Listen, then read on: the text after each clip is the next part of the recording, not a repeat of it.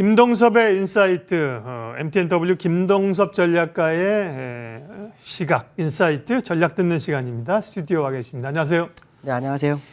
예, 미국 증시 어제 FOMC 끝나고 좀 관망 혼재라고 보는데 그에 비하면 우리 시장 또 상대적으로 강합니다. 뉴욕 증시 흐름부터 읽어주시고 국내 증시 체크해 주십시오. 미국 시장은 두 개를 봤죠. 기업 실적하고 FMC. 어저께 장 끝나고 난 다음에 애플이라든가 아마존 실적이 굉장히 좋게 나왔어요. 그래서 아시아 시장에 영향을 미칠 줄 알았는데 전혀 영향을 미치지 못했죠. 실적 장세라는 것은 사실 어떻게 보면 아닌 것 같습니다. 실적 장세라면 벌써 주가를 치고 갔어야 했는데 그 치고 가지 못한 게 좀 아쉬웠고요. 일단 FMC 회의가 마무리가 됐습니다. FMC 회의에 사실은 뭐 결과는 누구나 다 알고 있었습니다. 연준이 테이퍼링을 지금 안 할 거다, 현재 스탠스를 유지할 거다. 이거는 거의 확인을 좀 하는 그런 상황이었고, FMC에서 어떤 생각을 가지고 있나에 대한 부분이 되게 중요했죠.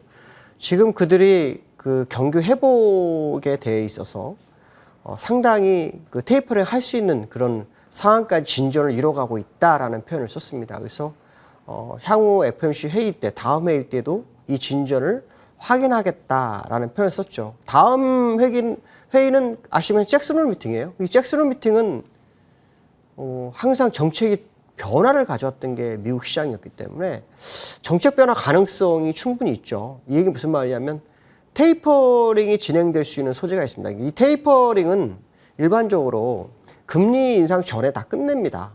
근데 이제 조금 우려되는 게 만약에 연준이 이번에 언급한 것처럼 고용이 안 좋다. 그러니까 고용이 최대 고용까지 이루어질 때까지는 우리는 뭐 테이퍼링을 좀 늦출 거다라는 식으로 그 얘기는 했어요.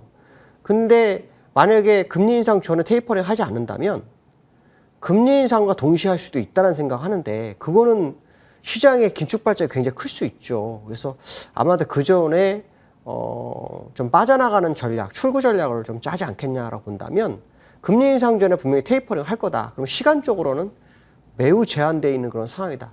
연준도 인플레이션 얘기는 안 했습니다, 이제. 인플레이션은 거의 목표치를 완전히 넘어가서 절정을 향해서 가고 있기 때문에 고용 하나만 물고 늘어지는 그런 상황이 되고 있다.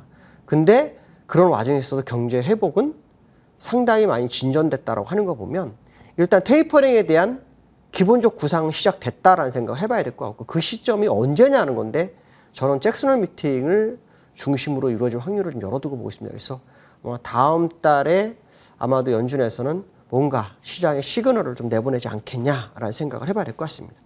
근데 연준이 이번에 그 델타 변이에 대해서도 언급을 좀 했더라고요. 델타 변이가 미국 경기 회복에 걸림돌이 되지 않을 거다라는 얘기를 하고 있습니다. 근데 이 부분은 아마도 뭐 백신 접종이라든가 이전에 코로나로 인해서 한번 경험이 있었기 때문에 아마도 잘 이겨낼 거다라는 생각을 하는 것 같습니다. 근데 그거는 또 시장은 또 시장대로 또 어떤 결과가 나오는지는 또 시간이 지나봐야 알 수 있지 않을까 이렇게 말씀드릴 수 있고요.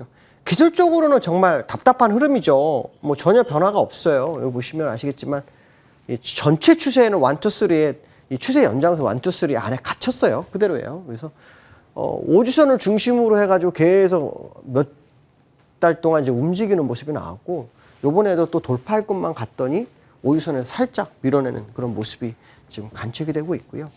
나스닥 같은 경우도 똑같죠. 나스닥도 역시 뭐 아랫골이 길어졌던 걸 다시 아랫골이 살짝 줄어들거나 또 그런 모습을 보이고 있습니다. 그래서 기술적으로는 다우나 나스닥은 전혀 변화가 없어요.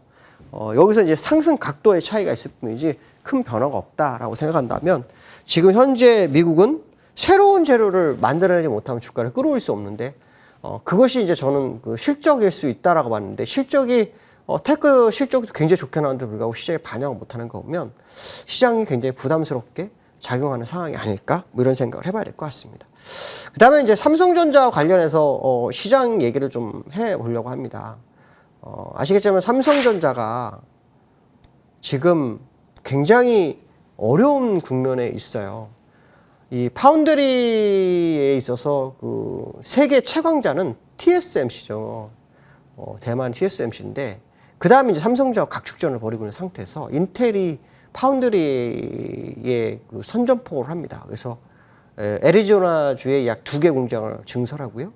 거기에 그 200억 달러 정도, 22조 정도가 들어가고 있습니다. 그래서 이게 이제 경쟁 가시화가 됐는데 보통은 이제 공장 짓고 뭐 다시 영업하고 뭐 이래야 되는데 퀄컴이나 아마존에서 그 수요를 잡고서 들어와 버렸어요. 그래서 삼성이 굉장히 입지가 좀 난처해지는 그런 상황 속에 있지 않느냐 이렇게 보셔야 되는데 제가 왜 이 말씀을 드리냐면 삼성이 어저께 사실 우리나라장을 이끌어줬어요. 어저께 삼성이 그 78,400원에 아주 중요한 그 라인이 있었는데 그걸 살짝 이탈했다가 막판에 0.89% 정도 땡기면서 주가를 플러스로 돌려 세우는 그런 모습이 있었거든요.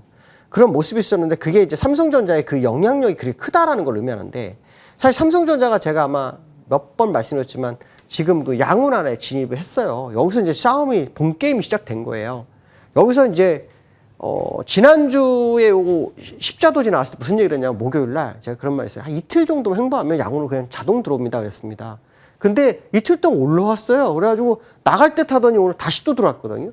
그 과정 속에서 이제 삼성이 국제적으로 글로벌적으로 샌드위치 상태가 돼버리니까 굉장히 어렵죠. 삼성에 그러니까 결국 어떤 모멘텀이 하나 나와야 돼요. 이걸 돌파하기 위해서는 그 모멘텀이 뭐냐에 대한 싸움이겠죠. 지난번에도 제가 뭐 이재용 뭐 부회장의 뭐 가석방이냐 사면이냐 뭐 이런 뭐 시장 뉴스가 있는데 뭐 그게 호재가 될지는 모르겠으나 기울기 상으로는 굉장히 기울어 있는 현재 상태예요. 그러니까 시장에서 78,400원이 들어오게 돼서 완전히 무너지게 되면 60주선을 무너뜨리는 그런 곳으로 가게 됩니다. 그러니까 아주 중요한 자리에서 지금 싸움을 하고 있죠.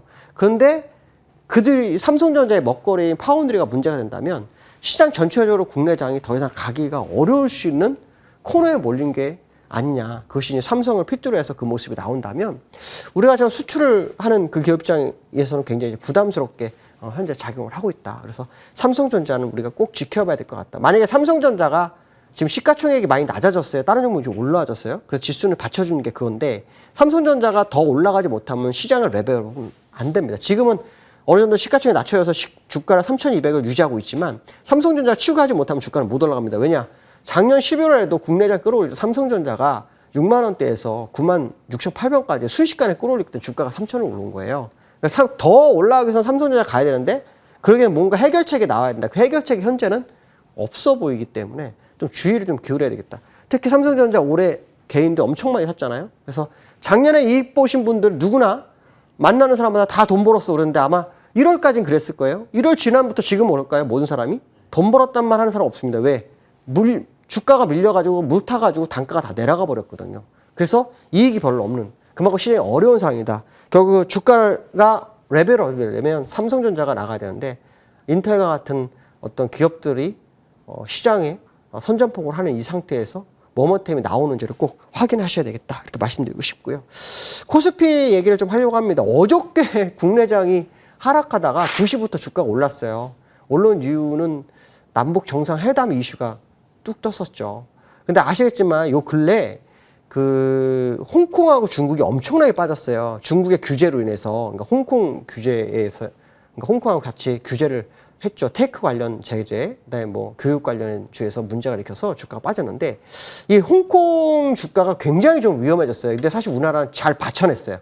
되게 잘 받쳤어요. 거기에는 이제 수급 쪽에서 외국인의 선물과 기관의 현물 매매가 좀 있었어요. 근데 그게 다 뭐였냐면 북한 관련 이슈가 이틀 연속 나왔어요. 연락선 연결, 그렇죠? 그 다음에 또 하나는 남북 정상회담 이슈 이게 나왔었는데 이게 시장의 가시화가 어떤 식으로 되는지에 따라 방향성이 나올 수 있는데요. 중요한 건 뭐냐면 우리가 잘 버티는 건 하시지만 글로벌에서 항생지수가 좀 문제가 일어났어요. 뭐가 문제가 됐냐면 60주선 밑으로 깨졌는데 이걸 되돌리는 게 문제가 아니라 이 지수 위치가 코로나 때 위치의 3분의 2까지 내려가 버렸어요. 그러니까 지금 왜 제가 이 말씀을 드리냐면 글로벌 주식은 시간차를 두지만 결국 그 키높이를 같이 하게 돼 있어요. 미국이 버텨서 우리나라 같이 버티고 있거든요. 근데 이 홍콩이 완전히 밀려갖고 60주선을 깼는데 그 자리가 코로나 자리에까지 왔다라는 것은 시장에 의미하는 바가 아주 크지 않느냐 이런 생각 한번 해봐야 될 것 같습니다. 오늘 여기까지 하겠습니다. 감사합니다.